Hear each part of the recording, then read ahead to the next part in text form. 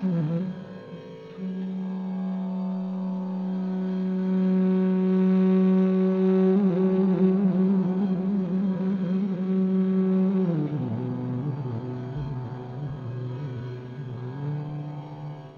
কোনোদিন দিগন্তের উপরে মাথা তুলে দাঁড়াতে পারি, আমি তোমাদের সব হিসেব মিটিয়ে দিয়ে দেব। মেঘবরণ কাশফুলের মতো আঙুলে ক্যারাম খেলা দেখেছি জানালার বাইরে থেকে। চোখ তুলে নিঃশব্দে কতদিন বলতে চেয়েছি, শুধু একবার তোমরা আমাকে খেলতে নাও। দেখেও দেখেনি তারা কোনোদিন। গোয়াল ঘরের পেছনে পোষা কুকুরের গলায় মুখ রেখে অস্ফুটে বলেছি, দেখিস লালু, যদি কোনোদিন মাথা তুলে দাঁড়াতে পারি। 26 বছরে একবারও দেখিনি মা কখন ঘুমাতে যায়, ঘুম থেকে কখনই বা উঠে। তার কোনো উৎসব নেই, পা ছড়িয়ে বিকেলে গল্প গাছা নেই। বন্ধক রাখা টুকরো আংটির সুদের জন্য স্বর্ণকার যা নয় তাই বলে গেছে মাকে।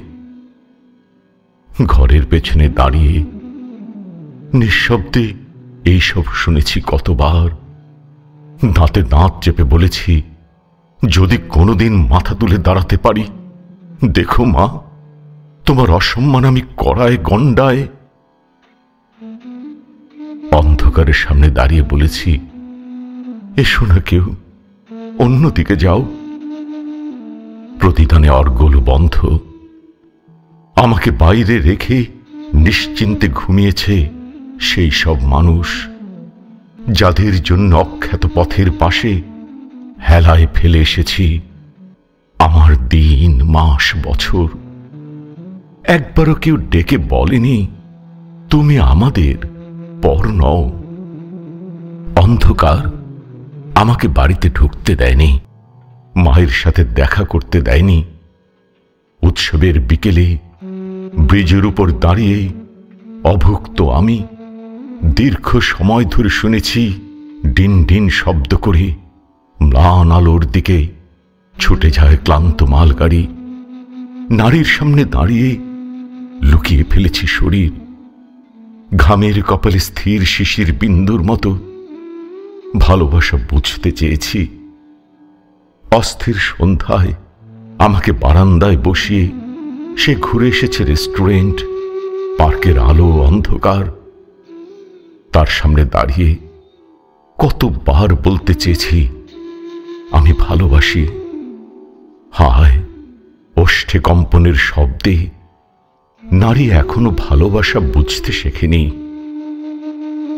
তোমাদের অনাদর, অবজ্ঞার ডানার ঝাপটায় মাথা নিচু করে দাঁড়িয়ে রয়েছি আমি, প্রিয় 26 বছর। যদি কোনোদিন দিগন্তের উপরে মাথা তুলে দাঁড়াতে পারি, আমি তোমাদের সব হিসেব কড়ায় গণ্ডায় মিটিয়ে দিয়ে যাব।